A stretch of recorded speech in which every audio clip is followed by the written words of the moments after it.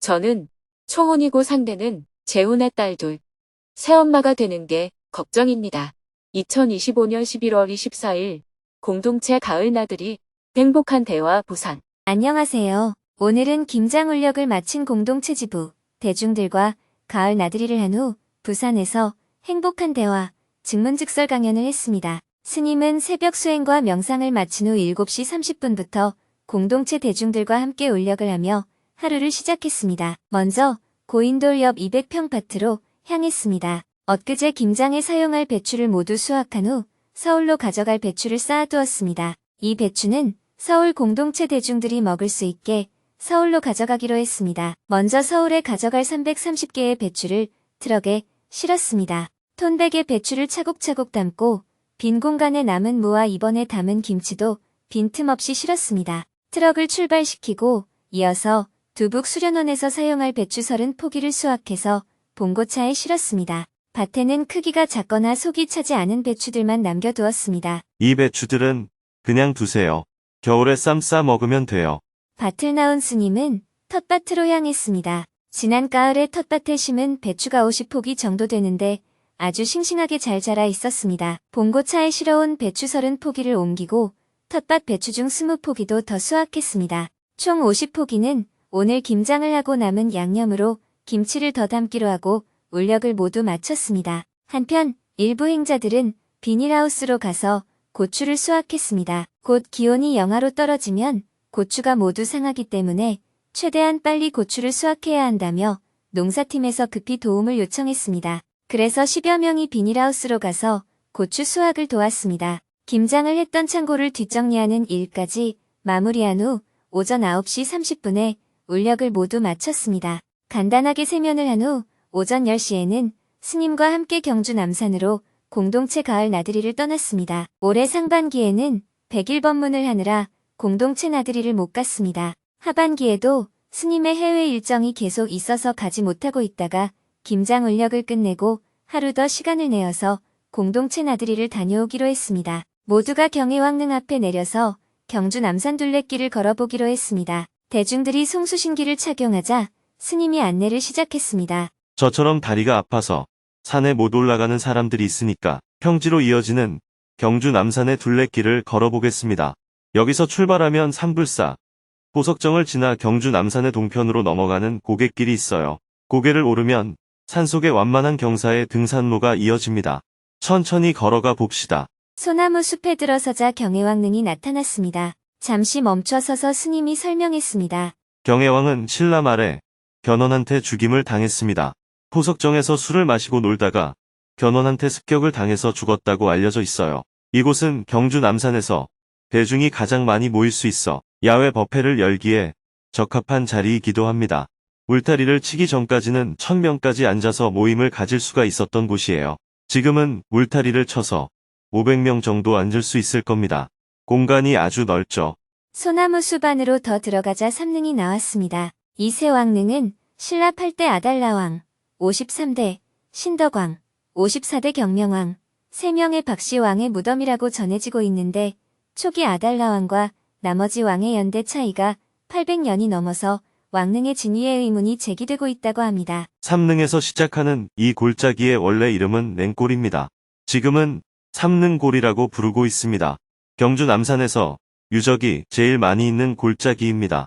정토의 창립 정신이 담긴 목 없는 불상, 관세음보살, 성각육존불, 입술이 예쁜 마애불 등 산을 올라가면서 많은 유물을 볼 수가 있습니다. 남산은 금오봉을 중심으로 한 북남산과 보이봉을 중심으로 한 남남산, 이렇게 두 개의 축이 있고 그 사이에 용장 계곡이 흐르고 있습니다. 크고 작은 골짜기가 60여 개가 있고 사찰터, 불상, 탑터, 탑, 왕릉, 상사바위, 부엉이 바위 등 민속 유물까지 합하면 유물이 700여 개가 된다고 합니다. 그래서 노천 박물관이라고도 불립니다. 남남산의 남쪽에 자리한 천룡사지는 이 절이 망하면 나라가 망하고 이 절이 흥하면 나라가 흥한다는 기록이 삼국유사의 전에 내려오는 곳으로 용성조사의 유훈을 실천하기 위해 정토회가 복원불사를 진행하고 있습니다. 무엇보다 삼릉과 어우러진 구불구불한 소나무 숲이 일품이었습니다. 경주 남산의 서편으로 이어지는 둘레길을 계속 걷자 망월사가 나왔습니다. 일주문 앞에서 삼배를 한 후 스님이 망월사와의 인연에 대해 이야기해 주었습니다. 제가 젊은 시절에 영남 불교학생회를 지도하면서 청소년 포교 활동을 왕성하게 할 때 이 절에서 머무르며 영남 불교 교육원을 운영했습니다. 이 절은 원효종의 총본원입니다. 망월사를 지나자 삼불사가 나왔습니다. 삼불사 옆에는 석불 3개가 나란히 모셔져 있었습니다. 삼존불을 보러 가는 길 옆으로 짙게 물든 단풍이 술을 놓았습니다. 노랗고 빨갛게 물든 단풍잎을 보자 모두가 탄성을 지르며 핸드폰 카메라를 꺼내 들었습니다. 삼존불 앞에 서서 합장하고 선체로 삼배를 했습니다. 삼존이 모두 명랑하고 천진스러운 아기들처럼 보였습니다. 삼존불을 한 바퀴 돌며 참배를 한 후 단풍나무가 우거진 숲으로 걸어 나왔습니다. 단풍나무를 배경으로 사진 한 장 찍읍시다. 스님의 제안으로 기념사진을 찍은 후 다시 둘레길을 걸었습니다. 삼불사를 지나자 작은 연못인 태진지가 나왔습니다. 다양한 수행식물들이 계절마다 제멋을 뽐내는 생태공원입니다. 하늘과 산, 나무가 연못과 어우러져 그윽한 풍경을 만들어냈습니다. 다시 지마왕릉을 지나 포석정에 도착했습니다. 울창한 은행나무로 둘러싸인 포석정을 지나자 골목길에 접어들었습니다. 담벼락마다 재미있는 그림들이 그려져 있었습니다. 알록달록한 색감이 마음까지 환하게 밝혀주었습니다. 골목길을 벗어나니 저 멀리 창림사지 3층 석탑이 보였습니다. 남산에 있는 석탑 중에서 가장 큰 석탑입니다. 스님이 지팡이로 석탑을 가리키며 설명했습니다. 저기 석탑이 보이는 곳이 창림사지입니다. 창림사지는 신라 최초의 궁궐이 있던 자리로 알려져 있습니다. 여기서 조금만 더 가면 박혁거세가 태어난 전설을 간직한 우물인 나정이 나옵니다. 저 멀리 숲이 보이는데 거기가 나정입니다. 다시 가던 길을 걸었습니다. 주위에는 추수를 마친 들판이 펼쳐졌습니다. 잠시 후 남간사지 단간지주에 도착했습니다. 단간지주는 절을 상징하는 큰 깃발을 걸기 위해 세운 지지대로 알려져 있습니다. 일부 사찰에서는 단간지주가 한 쌍으로 남아있는데 이 경우에는 사찰의 큰 행사 때 괴불을 거는 장치로 활용되었다고 전해집니다. 단간을 지탱하는 양쪽 돌 기둥을 보면 작은 구멍이 나 있는데 이는 단간을 단단히 고정하기 위해 만든 장치입니다. 큰 의식이나 법회가 있을 때는 이곳에 거대한 괴불을 걸어 올렸던 것입니다. 단간지주 앞에 서서 주위를 바라보니 그 옛날 이 절이 얼마나 큰 절이었을지 조금 실감이 났습니다. 단간지주를 지나자 남간마을이 나타났습니다. 남간마을 안에는 남간사 옛 터에 있는 것으로 추정되는 도루물이 남아 있었습니다. 땅을 파고 돌을 짜올린 후 그 위에 다시 돌로 틀을 얹은 모습이었습니다. 이 석정은 신라시대 때 만들어진 것이 그대로 남아있는 겁니다. 여기는 우물 모양이 전부 원형으로 되어 있는데 분황사에 있는 석정은 이것과는 모양이 많이 다릅니다. 우물 틀의 외부는 팔각형, 내부는 원형, 우물 안은 사각형입니다. 각각 8정도, 일원사상, 사성제를 상징합니다. 조각이 정교하게 그대로 남아있어서 다들 감탄을 했습니다. 남간마을을 벗어날 즈음 김호 장군 고택이 나왔습니다. 임진왜란 때 가장 먼저 의병을 일으킨 김호 장군이라고 하니 고택의 역사가 400년은 넘었을 것으로 추정됩니다. 그래서 우리나라에 남아있는 가장 오래된 민가 건물 중 하나라고 합니다. 지금도 후손이 살고 있다고 하여 외부 모습만 보고 다시 가던 길을 걸었습니다. 고택을 지나자 경주 남산의 가장 북쪽에서 시작되는 등산로가 나타났습니다. 여기서부터는 산속으로 들어가기 때문에 그늘입니다. 그늘에서 잠시 쉬었다가 가겠습니다. 물을 마시고 잠시 숨을 고른 후 산길을 걷기 시작했습니다. 등산로인데 거의 평지 수준의 완만한 길입니다. 걷기에 아주 좋아요. 가을을 만끽하며 걸읍시다. 여기서부터는 스님도 설명을 멈추고 조용히 가을 기운을 음미하며 산길을 걸었습니다. 햇살을 머금은 나뭇잎들은 마치 형광등처럼 반짝이며 빛을 뿜어냈습니다. 산길을 한참 걷다가 오르막이 본격적으로 시작될 무렵에 하산을 시작했습니다. 산길을 조금 내려가자 따뜻한 햇살이 스며드는 바위 속에서 숨은 부처님이 모습을 드러냈습니다. 조그마한 감실한 망치를 제대로 휘두르기도 어려운 좁은 공간에서 단단한 화강암을 정성스레 다듬어 만든 부처님은 참으로 친근하고 다정한 얼굴을 하고 있었습니다. 다 함께 불상을 바라보고 삼귀이와 반야심경을 봉독했습니다. 이어서 스님이 불상을 바라보며 설명을 해주었습니다. 이 불상을 보시면 바위에 불을 파고 감시를 만들어서 불상을 모셨습니다. 머리에는 관을 쓴 형상인데 앞에 손을 모으고 있는 부처님의 얼굴 모양이 꼭 삼신할머니처럼 보인다고 해서 사람들이 할매 부처라고 부르기도 합니다. 아주 친근감이 있고 정남향으로 자리를 잡고 있습니다. 여기까지 온 기념으로 사진 한 장 찍겠습니다. 함께 기념사진을 찍은 후 산을 내려왔습니다. 공동체 화이팅! 하산을 하고 나니 산책을 시작한 지 2시간이 지나 있었습니다. 1만 3천 보를 걸었습니다. 스님이 웃으며 말했습니다. 저도 매일 이렇게 걸으면 몸이 건강해질 텐데요. 여러분도 좋았습니까? 그러면 다들 잘 돌아가시기 바랍니다. 올라가는 길에 휴게소에서 맛있는 것도 드세요. 3박 4일 동안 수고 많았습니다.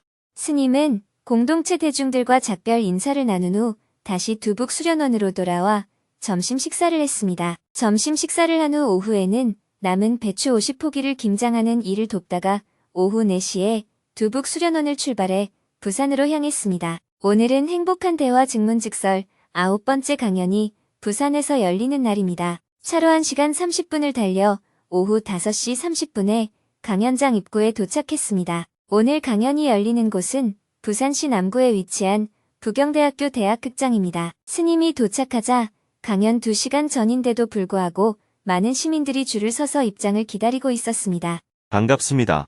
많이들 오셨네요. 스님은 시민들에게 인사를 건넨 후 대학극장으로 들어갔습니다. 사전에 차담을 요청한 지역인사분이 있어서 잠시 이야기를 나누었습니다. 이어서 강연장을 대관하는 데에 노력을 해주신 부산대 신보성 교수님, 부경대 박영환 교수님 등 몇몇 분들이 찾아와서 스님과 차담을 나누었습니다. 교수님들은 한결같이 스님의 건강을 염려했습니다.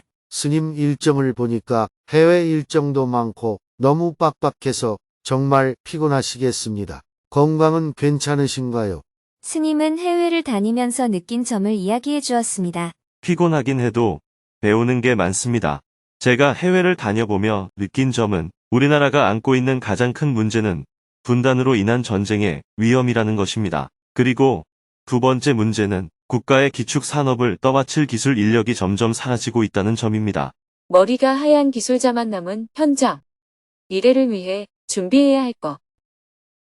지금 60대에는 아직도 숙련된 기술자들이 남아있지만 40대 이하로 내려오면 기술 인력이 거의 소멸 단계에 가깝습니다. 미국의 조선소에서 일할 기술자가 없어 어려움을 겪고 있는 것처럼 우리나라도 10년만 지나면 일할 사람이 없어질지도 모릅니다. 어디를 가봐도 노동 현장에서 젊은 세대가 함께 있어야 하는데 머리가 희끗한 중장년층만 가득합니다. 예전에는 대우조선소에 강연을 하러 가면 젊은 기술자들이 많았는데 지금은 거의 다 머리가 하얀 분들 뿐입니다. 요즘 젊은이들은 카페에서 커피를 만드는 바리스타는 하려고 해도 땀 흘려 일하는 기술직 노동은 기피합니다. 젊은이들은 취업이 어렵다고 하소연하고 반대로 중소기업 대표들은 사람을 구할 수 없어 힘들다고 아우성인 상황입니다. 이러다 보니 고급 기술이 외국인 노동자들에게 점점 넘어가고 있습니다. 학력이 높아질수록 기술직 노동을 꺼리기 때문입니다.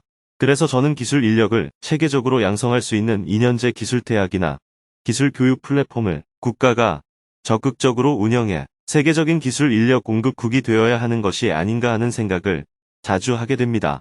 또 국가 기관 산업을 지탱하는 핵심 기술 노동자를 국가 차원에서 관리해 긴급 상황에 대비할 수 있어야 미국이 겪는 위기를 막을 수 있을 것입니다. 지금 미국은 공장을 지어도 고급 기술을 가지고 일할 사람이 없다고 합니다. 교수님들도 스님의 생각에 적극 공감했습니다. 스님 말씀이 맞습니다. 저희들도 부산에서 학생들을 졸업시켜보면 중소기업에서는 인력이 필요하다고 모집 공고를 많이 내는데 학생들이 취업 원서를 내지 않습니다. 전부 대기업, 공사, 공단, 공무원 등 안정적인 직업을 선호하니까요. 기술 인력의 사회적 지위가 낮은 것도 원인인 것 같습니다. 스님은 국가가 정책을 마련하는 것이 필요하다고 강조했습니다. 아직 우리나라는 이런 사회적 빈틈을 메우고 사회적 안전망을 구축하는 일에 충분한 관심을 기울이지 못하고 있는 것 같습니다. 예를 들어 중소기업에서 일하는 기술 인력을 국가에 등록하면 신분을 보장해 준다든지 임금의 일정 부분을 정부가 지원해 준다든지 하는 방식으로 기술 인력이 안정적으로 성장할 수 있는 시스템을 마련할 필요가 있습니다. 이런 정책이 뒷받침되어야 중소기업 기술 인력 양성과 유지가 가능해질 것이라고 생각합니다. 대화를 나누다 보니 강연을 시작할 시간이 되었습니다. 저녁 7시 30분이 되자 부산 BTN의 김지원 아나운서의 힘찬 목소리와 함께 강연이 시작되었습니다. 지금부터 법률스님과 함께하는 행복한 대화를 시작하겠습니다. 사전 공연으로 부산 지역에서 버스킹 공연을 하고 있는 에코사운드 그룹이 신나는 노래를 불러주었습니다. 이제 나만 믿어요. 여행을 떠나요.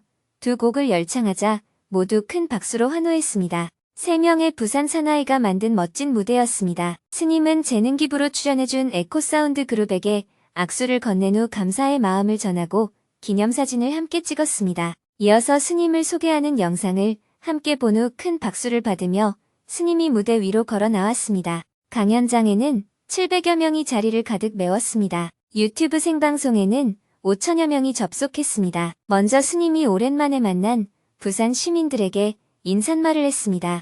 반갑습니다. 부산에는 오랜만에 와서 인사드립니다. 갑자기 날씨가 추워져서 겨울이 왔나 싶었는데 다시 조금 풀렸습니다. 저는 지난 금, 토, 일 사흘 동안 김장을 했습니다. 저희들은 공동체 구성원 100여 명이 절에 함께 살고 있습니다. 그래서 매년 1년간 먹을 김장을 해야 하는데 이번에도 배추를 1000포기를 수확해서 김장을 하느라 사흘 동안 법석을 떨었습니다. 배추를 뽑아 숨을 죽이고 그 다음에 속을 넣어 버무리고 포장했습니다. 몇몇 분들에게 선물도 해드렸어요. 그리고 김장에 참여한 대중들의 수고에 보답하고자 오늘은 경주 남산 둘레길을 2시간 정도 걸으며 늦가을이지만 가을을 만끽했습니다. 여러분도 주말에 교회에 나가 보셨습니까? 도시 사람들은 요즘 전부 아파트에 갇혀서 살죠. 감옥살이 한다고 수고가 많으십니다. 이어서 누구든지 손을 들고 스님에게 질문을 했습니다. 먼저 강연장 입구에서 사전에 질문을 신청한 5명이 질문을 하고 이어서 현장에서 질문도 받았습니다. 2시간 동안 7명이 자신의 고민을 말하고 스님과 대화를 나누었습니다. 그중 한 명은 본인은 초혼이고 상대는 재혼이며 사춘기 딸이 2명 있는데 새엄마가 되면 아이들과 부딪히게 될 것을 걱정하며 스님에게 조언을 구했습니다. 저는 초혼이고 상대는 재혼의 딸 둘, 새엄마가 되는 게 걱정입니다. 저는 초혼이고 제가 만나는 사람은 재혼이에요. 저희 사이는 좋은데 그 사람에게 사춘기 딸아이가 둘 있습니다. 아이들 엄마는 가까이 살면서 연락은 하지만 양육은 하지 않고 있습니다. 양육은 저희가 하는데 제가 경험이 없어서인지 새엄마 역할을 하면서 아이들과 부드럽게 지내지 못하는 부분이 많습니다. 그때마다 저도 상처를 받고 아이들에게도 상처를 주는 것 같습니다. 제가 포기하고 헤어져서 아이들이 아빠와 사는 게 좋을지 아니면 어려움을 이겨내고 같이 지내야 할지 고민됩니다. 같이 지낸다면 어떤 마음으로 살아가야 할지 조언 부탁드립니다. 질문자가 생각하기에는 본인의 상황이 특수하다고 여길 수 있지만 미국 같은 데서는 일반적인 가정의 일이라고 볼 수 있습니다. 한쪽은 아이가 있고 다른 쪽은 없는 것은 여러 결혼 형태 가운데 하나일 뿐 특별한 것은 아니에요. 결혼이란 초혼인 두 사람이 만나서 하는 거라고 생각하니까 특별하다고 느끼는 것입니다. 제가 세상을 두루 다니면서 보면 질문자 같은 상황도 그저 일상적인 관계의 한 형태일 뿐입니다. 특별하다고 생각할 필요가 없어요. 저희가 만나는 과정에서 아이들에게 상처가 가는 것 같아 그 점이 우려됩니다. 두 사람은 좋겠지만 아이들 입장에서는 당연히 상처가 되는 겁니다. 어린아이의 입장에서는 부모가 싸우고 헤어지는 상황을 쉽게 이해하기 어렵습니다. 그래서 이혼은 아이에게 상처로 남을 수밖에 없습니다. 아이에게 상처를 주지 않겠다는 생각을 하지 말아야 합니다. 두 사람의 만남 자체가 아이에게 상처가 되는 일인데 상처를 안 주겠다는 생각은 잘못된 거예요. 상처를 적게 줄 수 있는 방법을 생각해야지요. 아이 입장에서는 친엄마가 있는데 다른 여성이 와서 또 엄마라고 하니 상처가 되는 겁니다. 질문자가 어릴 때 이런 일이 있었다면 쉽게 받아들일 수 있었겠습니까? 아이들이 상처받는 것을 당연하게 생각하면 문제가 덜한데 어떻게든 상처를 안 주려고 하니 문제가 되는 겁니다. 그렇게 될 수가 없는 일이에요. 그러면 저는 어떤 마음가짐으로 지내야 할까요? 그런 이유 때문에 결혼을 하면 안 된다고 생각할 필요는 없습니다. 둘이 결혼하고 싶으면 아이에게 조금 상처가 되더라도 결혼하면 됩니다. 아이들 입장에서는 친엄마가 죽어도 새엄마를 받아들이기를 거부하기도 합니다. 하지만 엄마가 죽은 경우에는 그래도 받아들이기가 쉬워요. 엄마는 이미 돌아가셨고 엄마 역할이 필요하기도 하니까요. 새엄마를 거부하면서도 도움이 필요하다는 것을 압니다. 그런데 이혼을 했을 경우 엄마 아빠가 따로 살아도 아이들은 자신의 엄마와 아빠 사이를 왔다 갔다 하면서 살고 싶지, 거기에 제3자가 끼어드는 것은 원치 않습니다. 아이들 입장은 그런 것입니다. 그래서 이혼을 할 때는 반드시 아이들에게 물어봐야 합니다. 엄마와 아빠가 사이가 안 좋고 이러이러한 문제가 있어서 너희에게 미안하다. 그런데 이렇게 매일 싸우고 사는 게 좋겠니? 아니면 헤어져서 사는 게 좋겠니? 너는 엄마와 아빠 사이를 마음대로 다녀도 되지만 엄마와 아빠는 도저히 한 집에 사는 게 어려운데 어떠니? 이렇게 아이들의 양해를 구해야 해요. 그러나 아이들이 성년이 되면 의견을 물을 필요가 없습니다. 부부 당사자 둘이 결정하면 되는 거예요. 그런데 아이가 미성년자일 때는 부모가 책임을 져야 합니다. 아이들의 의견을 충분히 고려해서 결정해야 합니다. 별거를 하든지 한 집에 있어도 관계를 조금 조절하여 아이들을 위해서 같이 살자는 결론을 내려야 합니다. 그런데 이혼을 했다는 것은 아이를 별로 고려하지 않은 것입니다. 부부 갈등을 중심에 두었지 아이를 덜 고려한 거예요. 아이는 이미 상처를 입었고 여기에 새엄마가 오면 상처를 더 입는 것은 당연합니다. 새엄마의 행동과는 관계가 없어요. 아이에게 조금 상처를 주더라도 우리는 같이 살아야겠다는 관점을 갖든지 아이에게 상처를 안 주어야겠다 싶으면 결혼을 안 해야 합니다. 서로 친구 사이로 지내도 되잖아요. 꼭 결혼을 해야 하나요? 요즘은 둘만 좋으면 결혼을 안 하고 사는 사람도 많습니다. 서양에는 결혼을 하지 않고 동거하는 사람이 50%가 넘지 않습니까? 각자 자기 아이들이 있는 사람들이 부부가 되어 같이 살다 보면 재혼한 남편이나 아내가 자기 아이한테 좀 섭섭하게 하는 것이 갈등의 원인이 되기도 합니다. 제가 아는 서양 사람은 2층 집을 구해서 아내는 위층에서 자기 아이들이랑 살고 남편은 아래층에서 자기 아이들과 삽니다. 자기 가족끼리 살면서도 둘은 한 집에 사는 식으로 갈등을 해소하며 사는 방법도 있습니다. 방법은 여러 가지입니다. 그래서 우선은 아빠가 아이들과 한번 이야기를 해보는 게 좋습니다. 엄마와 아빠는 이미 이혼했고 아빠는 이 여성과 같이 지내야 하는데 우리는 너희가 상처를 입을까 우려가 된다. 어쩌면 좋겠니? 너희들이 불편하더라도 같이 조화를 이루고 살래? 아니면 너무 불편하니 엄마한테 갈래? 이렇게 아이들에게 물어보는 것은 두 사람의 결혼에 대한 결정을 아이들에게 맡기라는 뜻이 아닙니다. 두 사람이 서로 좋아하면 결혼하면 돼요. 다만 결혼이나 연애 방식을 어떻게 할 것인가에 대한 결정을 할 때 아이도 좀 고려하라는 의미입니다. 결혼하더라도 다른 집에 살면서 아이는 아빠와 살고 질문자는 왔다 갔다 해도 되고 한 집에 살면서 아이들을 돌봐 주어도 됩니다. 아이들이 필요하다면 그렇게 하고 아이들이 완강하게 거부하면 좀 어렵겠지요. 아이들의 거부가 너무 심하면 싫으면 엄마한테 가서 살아라. 우리는 같이 살 거야. 이렇게 말해도 됩니다. 안 될 게 뭐가 있겠어요? 감사합니다. 결혼과 연애는 다릅니다. 연애는 두 사람이 좋아하는 감정만 있어도 됩니다. 나이 차이가 많이 나도 괜찮고 외국인이라도 괜찮고 아이가 있어도 괜찮습니다. 하지만 결혼은 달라요. 결혼은 가족 구성원이 되는 것입니다. 우리 둘은 결혼을 하는 것이지만 아이로서는 엄마가 한 명 더 생기는 것입니다. 아이는 가족 구성원에 새로운 사람이 들어오는 것을 반대할 권리가 있습니다. 부모도 마찬가지예요. 아들이 결혼하겠다는데 여성이 마음에 안 드는 경우가 있습니다. 며느리는 집안의 일원으로 들어오는 사람이니 가족 구성원으로서 마음에 들지 않는 부분이 있다면 반대할 수도 있습니다. 왜 우리 결혼을 반대하냐 하는 생각은 잘못된 생각입니다. 그렇다면 내가 선택을 해야 합니다.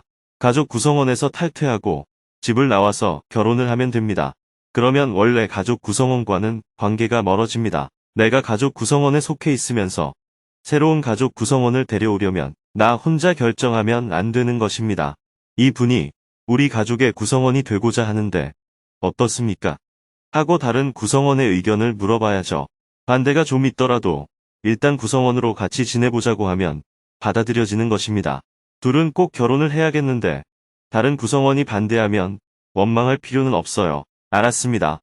그럼 저희는 결혼하겠습니다. 하고 가족 구성원에서 탈퇴하면 되는 거예요. 성인이므로 이렇게 결정하면 됩니다. 모든 동물은 성년이 되면 다 원래 가족에서 독립하여 다른 가족 구성원을 만듭니다. 사람만 이렇게 좀 복잡하게 사는 거예요. 가족 구성원으로서 같이 살고자 하면 다른 구성원의 동의를 구해야 합니다. 아이들이 질문자보다 먼저 가족 구성원으로 살고 있었잖아요. 그러니 그들에게 같이 살아도 괜찮겠니? 내가 같이 살게 되면 이런 이점이 있고 이런 불편함이 있는데 어떠니? 하고 물어봐야 합니다. 아이들이 반대하면 너희 엄마에게 가거라. 대신 일정하게 재정 지원은 해줄게. 하고 구성원을 재구성해야죠. 윤리적으로 나쁘다고 생각할 필요가 없습니다. 가족 구성원을 어떻게 만들 건지는 두 사람이 합의해서 남편들 사람이 전 부인과 이야기해서 정하면 됩니다. 아이들이 재혼을 반대하는데 아이들을 당신이 키우면 어떨까? 양육비는 일정하게 지원할게. 이렇게 정리하는 방법도 있습니다. 남편이 아이들을 키워야 하는 상황이라면 남편이 나는 너희들을 사랑하지만 나에게는 아내가 필요하다. 그러니 너희들이 양해해라 하고 아이들을 설득해 봐야 합니다. 이럴 때는 나는 아내가 필요하다라고 말해야지 너희에게는 엄마가 필요하다라는 식으로 말할 필요가 없습니다. 자꾸 남 핑계를 대면 안 돼요. 아이들과 함께 살게 되면 질문자는 어떻게 행동해야 할까요?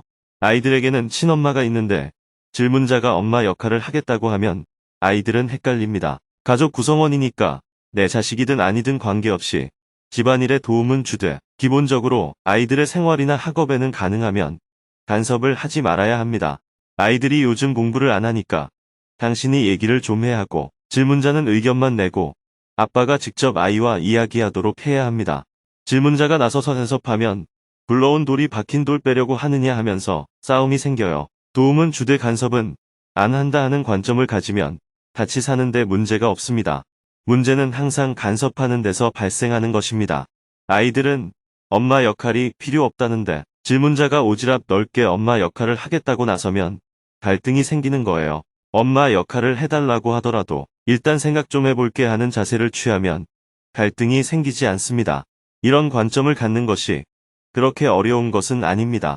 우리는 어떤 인생도 살 수 있습니다. 감사합니다. 잘 알았습니다. 계속해서 질문들이 이어졌습니다. 치열하게 살아오며 성취 중심의 삶을 살았지만 최근 마음을 돌보며 불안과 상처를 돌아보게 되었습니다. 이제는 조급함 없이 새로운 일을 시작하려는데 이렇게 해도 괜찮을까요? 새로운 일을 시작할 때마다 예상치 못한 외부 상황으로 번번이 실패를 경험했습니다. 다시 시작하고 싶지만 또 같은 일이 반복될까 두렵습니다. 어떻게 해야 할까요? 유럽에서의 결혼과 이혼, 두 번째 아이와의 인연 속에서 큰 상처와 후회를 겪었습니다. 이제는 서로의 행복을 바라며 노려하지만 여전히 마음이 흔들립니다. 어떻게 해야 평온해질까요? 경제적 어려움 속에서 아들에게 화를 내고 심하게 혼낸 일이 평생 후회로 남아 괴롭습니다. 아들에게 미안한 마음을 어떻게 내려놓을 수 있을까요? 조현병을 앓는 동생을 책임져야 한다는 마음과 놓아야 한다는 마음 사이에서 갈등합니다. 동생을 향한 애착과 죄책감, 이 마음까지 비워야 할까요? 나이 60이 다 되어가는데 지난 삶이 평탄하지 않았습니다. 최선을 다해서 살았는데 저는 왜 이렇게 박복한 걸까요? 대화를 나누다 보니 약속한 2시간이 벌써 다 되었습니다. 다음 만남을 기약하며 큰 박수와 함께 강연을 마쳤습니다. 곧바로 무대 위에서 책 사인회가 열렸습니다. 많은 시민들이 줄을 서서 스님에게 사인을 받고 감사의 마음을 전했습니다. 스님 덕분에 정말 행복하게 살고 있습니다. 감사합니다. 책 사인회를 마치고 시민들이 모두 강연장을 빠져나가자 스님은 강연을 준비한 봉사자들과 기념사진을 찍었습니다. 법륜 스님 고맙습니다. 방긋 웃으며 잘했습니다. 행복 학교 가자. 봉사자들이 큰 목소리로 외치자 스님은 환한 미소를 지었습니다. 강연을 준비한 부산 행복 시민들에게 감사의 마음을 전한 후 강연장을 나왔습니다. 밤 9시 40분에 부산을 출발하여 차로 1시간을 달려 10시 40분에 두북 수련원에 도착한 후 하루 일과를 마쳤습니다. 내일은 새벽 3시에 두북 수련원을 출발하여 서울로 이동한 후 오전에는 일본에 가기 위한 짐을 싸고 오후에는 김포공항으로 이동하여 비행기를 타고 일본 오사카로 이동할 예정입니다.